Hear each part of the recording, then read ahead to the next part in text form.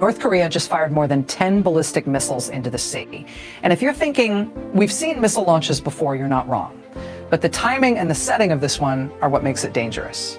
Because according to South Korea's military, these missiles were launched from an area near Pyongyang at around 1:20 p.m. local time.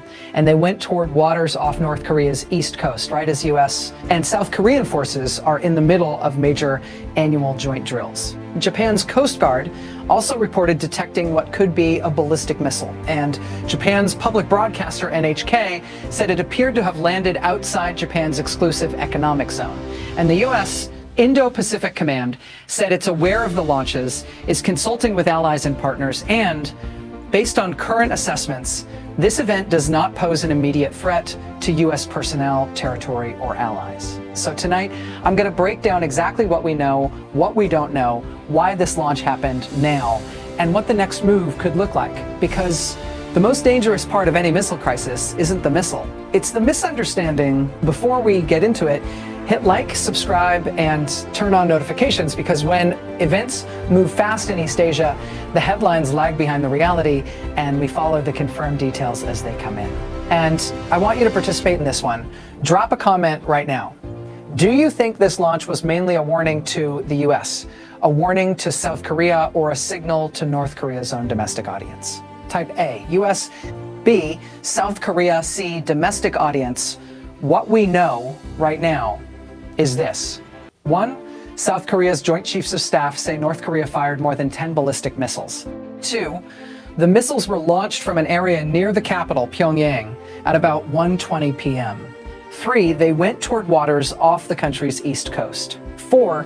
Japan's Coast Guard detected what could be a ballistic missile, and reporting cited by NHK suggests it landed outside Japan's exclusive economic zone. 5. US Indo-Pacific Command says it's aware, consulting, and assessed no immediate threat right now. That is the confirmed backbone of the story as of this moment. Now, here's what we do not have in that initial confirmed package. We do not yet have, from that report alone, a detailed breakdown of what specific missile types were fired. We do not have confirmed ranges for each projectile. We do not have a confirmed splashdown map. And we do not have confirmation that any missile crossed into restricted zones, because outside Japan's EEZ is not the same thing as not dangerous. So when you see people online declaring they know exactly which missile it was and exactly what it means, slow down. This story is about what is confirmed, what is likely, and what is speculation.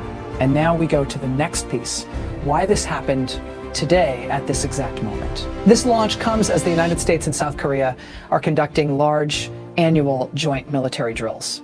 Reuters describes river crossing drills involving hundreds of US and South Korean troops with equipment including tanks and armored combat vehicles as part of the annual Freedom Shield training.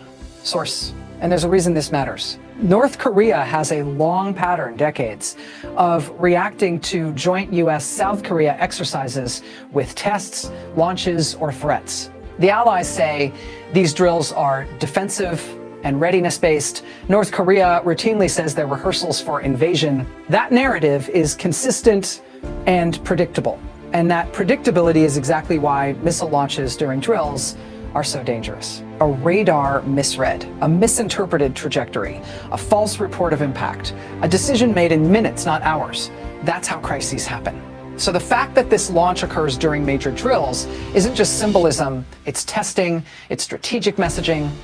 But there's another layer to the timing that a lot of people missed. According to Reuters, just days ago, on Thursday, South Korea's Prime Minister Kim Min-sok met President Donald Trump in Washington to discuss ways to reopen dialogue with Pyongyang. And Reuters reports that Trump is eager for an opportunity to sit down with North Korean leader Kim Jong-un. So think about how North Korea could interpret that moment. On one hand, joint drills. On the other hand, talk of reopening dialogue. From Pyongyang's perspective, that can look like the same old pattern. Pressure plus invitations. And whether that's what Washington intends or not, the result is North Korea choosing a familiar tactic: missile launches that force everyone to pay attention.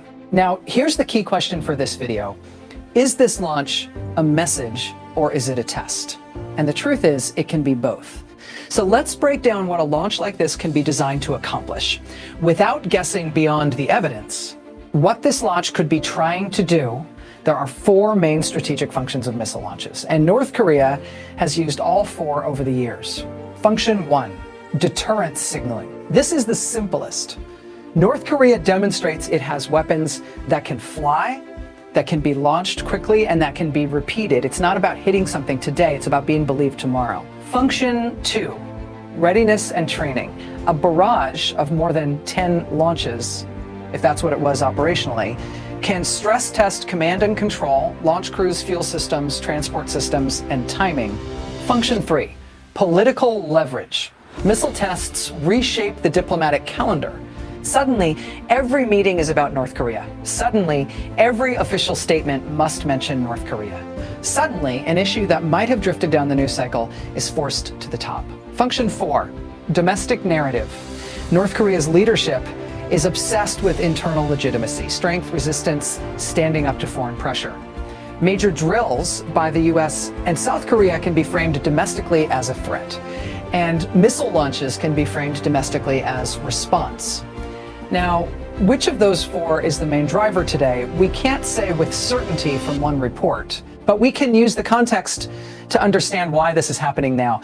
And this is where I want to ask you a question that most channels don't ask. If you were North Korea, what would you want the world to believe after today? Would you want the world to believe you can overwhelm defenses with volume? Would you want the world to believe you can launch from near Pyongyang at will? Would you want the world to believe that drills equal consequences? Tell me in the comments, what do you think the intended belief is? Now we move to the next layer, what the immediate reactions tell us, reactions, and what they really mean.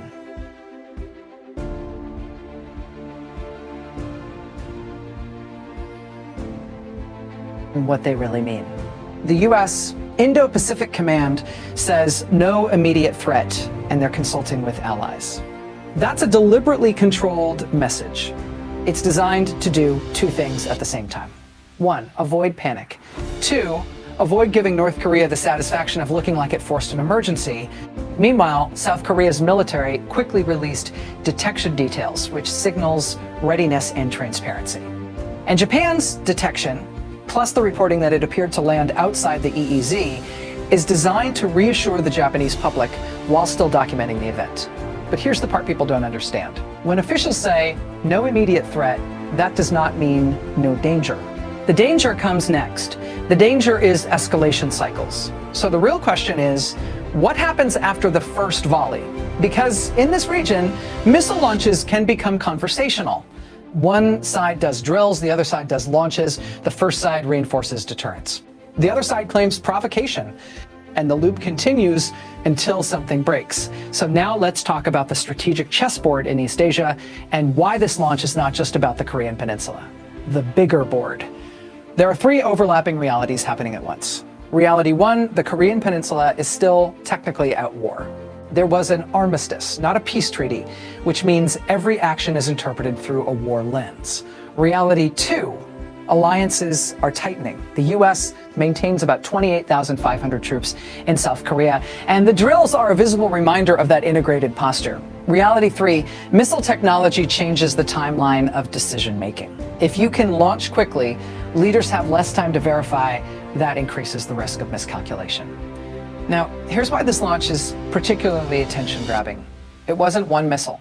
It was more than 10, and volume matters, because even when missiles aren't aimed at land, a large number of launches can signal capacity, stockpile confidence, or tactical doctrine. Now, I'm going to be very careful here.